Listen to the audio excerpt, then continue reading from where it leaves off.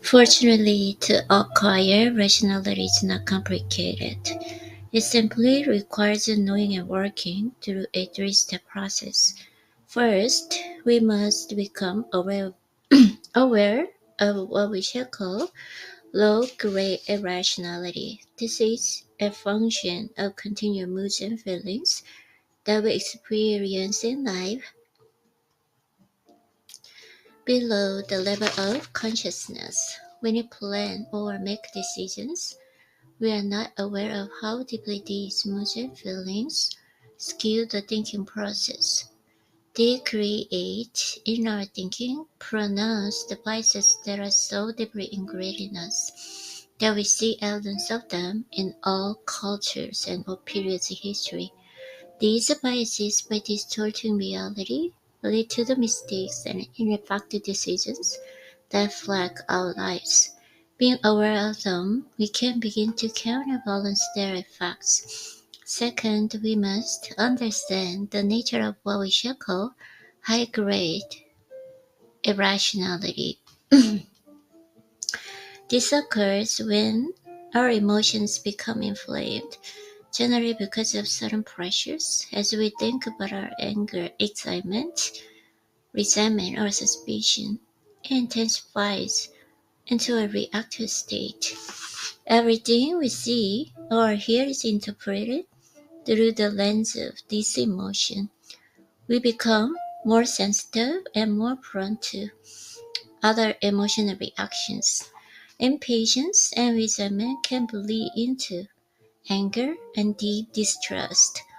These reactive states are what lead people to violence, to many obsessions, to uncontrollable greed, or to desire to control another person. This form of irrationality is the source of more acute problems, crises, conflicts, and disastrous decisions. Understanding how this type of irrationality operates can allow us to recognize the reactive state as it is happening and pull back before we do something we regret. Third, we need to enact certain strategies and exercises that will strengthen the thinking part of the brain and give it more power in the internal struggle with our emotions. Recognize the biases. Emotions are continually affecting our thought processes and the decisions below the level of our awareness. And the most common emotion of them all is the desire for pleasure and the avoidance of pain. Our thoughts almost inevitably revolve around this desire. We simply recoil from entertaining ideas that are unpleasant or painful to us. We imagine we are looking for the truth or being realistic, when in fact we are holding on to ideas that bring a release from tension and that our egos, make us feel superior. This pleasure principle in thinking is the source of all our mental biases. If you believe that you are somehow immune to any of the following biases, it is simply an example of a pleasure principle in action. Instead, it is best to search and see how they continually operate inside you, as well as learn how to identify such irrationality in others. Confirmation bias.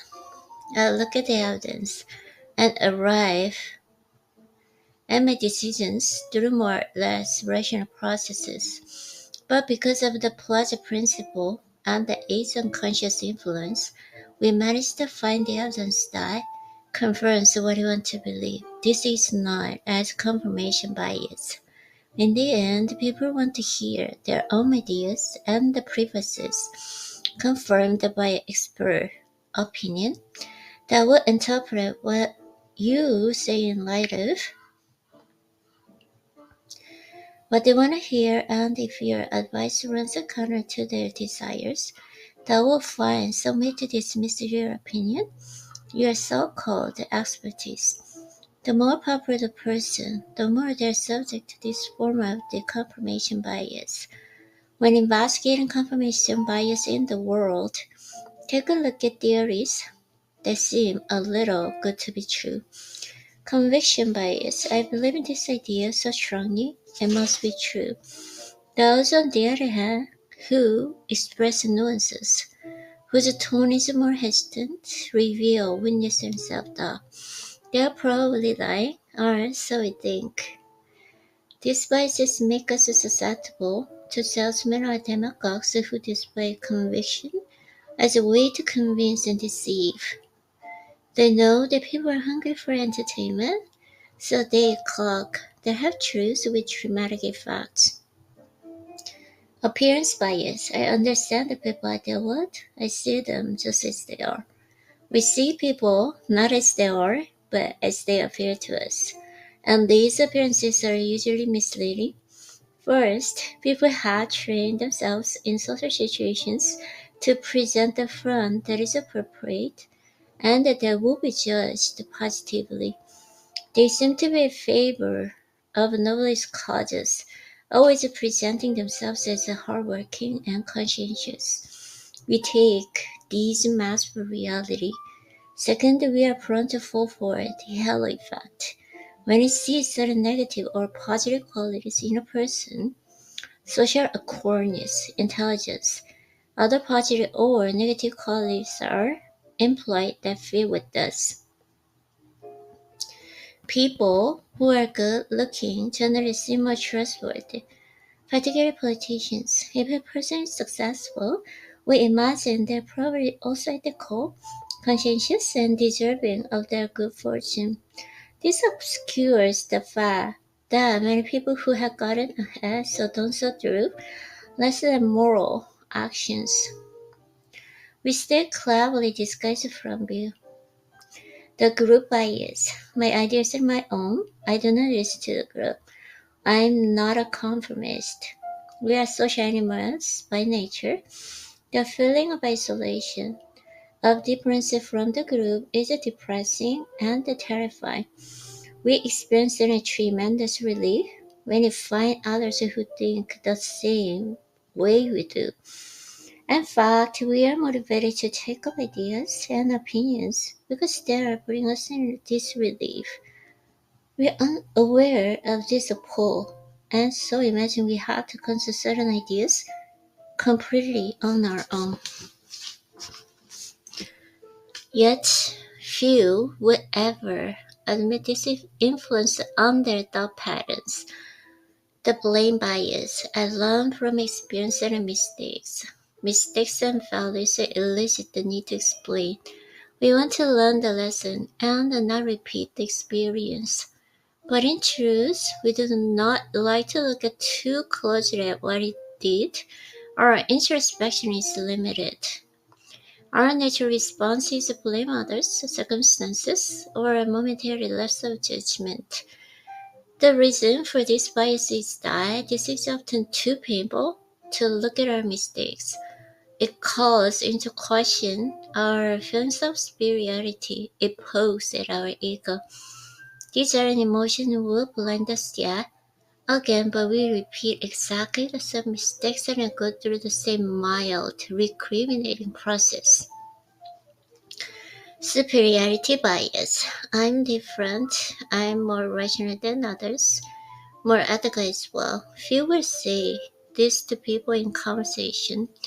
It sounds arrogant, but in numerous opinion polls and studies, when asked to compare themselves with others, people generally express an variation of this. It's equivalent of an optical illusion. We cannot seem to see our faults and irrationalities, only those of others. We know, however, the reality, and so some people, perhaps all of us, are merely deceiving ourselves. Rationality and ethical qualities must be achieved through awareness and effort. They do not come naturally. They come through a maturation process. Beware the inflaming factors. Low-grade emotions and continue affect our thinking, and they originate from our own impulses. For instance, the desire for pleasing and comforting thoughts. High-grade emotion, however, comes at certain moments, reaches an explosive peak, and is generally sparked by something external. A person who gets under our skin or particular circumstances. The level of arousal is higher, and our attention is captured completely. The more we think about the emotion, the stronger it gets, which makes us focus even more on it, and so on and so forth. Our minds tunnel into the emotion, and everything reminds us of our anger or excitement. We become reactive. Because we are unable to bear the tension this brings, high-grade emotion usually culminates in some rash action with disastrous consequences. In the middle of such an attack, we feel possessed, as if a second limbic cell has taken over. It is best to be aware of these factors so that you can stop the mind from dwelling and prevent the releasing action that you will always come to regret. You should also be aware of high-grade irrationality in others to either get out of their way and help bring them back to reality. Trigger points from early childhood. In early childhood, we are at our most sensitive and vulnerable. Our relationship to our parents have a much greater impact on us. The further back in time you go, the same could be said for any early public experience. These vulnerabilities and wounds remain buried deep within our minds. Sometimes we try to repress the memory of these influences if they happen to be negative, great fears, or humiliations. Sometimes, however, they are associated with positive emotions, experiences of love, and attention that we continue to want to relieve. Later in life, a personal event would trigger a memory of this positive or negative experience, and with it a release of powerful chemicals and hormones associated with the memory. Take, for example, a young man who had a distant narcissistic mother as an infant or child. He experienced their whole coldness as abandonment, and to be abandoned must mean he was somehow unworthy of her love. Or similarly, a new sibling on the scene caused his mother to give him much less attention, which he equally experienced as abandonment. Later in life, in a relationship, a woman might hint at disapproval at some trait or action of his, all of which is a part of a healthy relationship. This will hit a trigger point she is noticing has a flaws, which he imagines precedes abandonment of him. He feels a powerful rush of emotional sense of imminent betrayal. Does not see the source of this. It is beyond his control. He overreacts, accuses, withdraws, all of which lead to the very thing he feared, abandonment. His reaction was to some reflection in his mind, not to the reality. This is the height of irrationality. The way to recognize this in yourself and in others is by noticing behavior that is suddenly childish in its intensity and seemingly out of character. This could center on any key emotion. It could be fear of losing control, of failure. In this case, we react by withdrawing from the situation and the presence of others, like a child curling up into a ball. A sudden is brought on by the intense fear will conveniently cause us to have a leave the scene. It could be the desperate reach searching to recreate a close parental or sibling relationship in the present, triggered by someone who vaguely reminds us of the lost paradise. It could be extreme mistrust originating from an authority figure in early childhood who disappointed or betrayed us, generally the father. This often triggers a rebellious attitude. The greater danger here is that a misreading the present and reacting to something in the past We create conflict, disappointments, and mistrust that only strengthen the wound. In some ways, we are programmed to repeat the old experience in the present. Our only defense is awareness as it is happening. We can recognize a trigger point by the experiencing of emotions that are unusual, primal, more uncontrolled than normal. That trigger tears, depression, or excessive hope. People in despair of these emotions will often have a very different tone of voice and body language, as if they were physically reliving a moment from early life. In the midst of such an attack, we must struggle to detach ourselves and contemplate a possible source, the wound in early childhood and the patterns it has locked us into. This deep understanding of ourselves and our vulnerabilities is the key step toward becoming rational. Certain gains or losses, certain success or winning can be very dangerous. Neurologically, chemicals are released in the brain. They give a powerful jolt of arousal and energy, leading to a desire to repeat this experience. It can be the start of any kind of addiction and manic behavior. Also, when gains come quickly, we tend to lose sight of basic wisdom that true success, to really last, must come through hard work. We acquire feeling of grandiosity. We become especially restrained to anyone who tries to warn us, that understand we tell ourselves. Because this cannot be sustained, we experience an inevitable, which is often more painful, leading to the depression part of the cycle. Although gamblers are the most prone to this, it equally applies to business people, dealing both and to people who gain certain attention from the public. Unexpected losses and a string of losses equally create irrational reactions. The solution is simple. Whenever you experience an unusual gains or losses, that is precisely the time to step back and counterbalance them with some necessary pessimism or optimism. Be extra aware of sudden success and attention. They are not built on anything that lasts and they have an addictive pull. And the fall is always painful. Rising pressure. The people around you generally appear sane and in control of their lives. But put any of them in successful circumstances, with the pressure rising and you will see a different reality. The cool mask of self-control comes off. They suddenly lash out in anger, reveal a paranoid streak, and I become hypersensitive and often petty. Under stress or any threat, the most primitive parts of brain are aroused and engaged, overwhelming people's reasoning powers. In fact, stress or tension can reveal flaws in people that they have carefully concealed from view. It is often wise to observe people in such moments precisely as a way to judge their true character. Whenever you notice rising pressure and stress levels in your life, you must watch yourself carefully.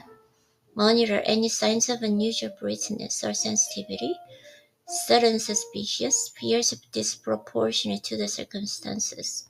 Observe with as much detachment as possible, finding time and space to be alone. You need perspective. Never imagine that you are someone who can withstand the rising stress without emotional neglect. It is not possible, but through self-awareness and reflection, you can prevent yourself from making decisions you will come to regret. Inflaming individuals. It is best to recognize these inflammers by how they affect others, not just yourself. No one can remain indifferent to them. People find themselves incapable of reasoning and maintaining any distance in their presence.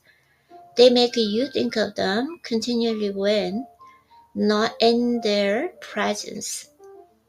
They have an obsessive quality and you can lead to extreme actions as devoted followers are the inveterate enemy.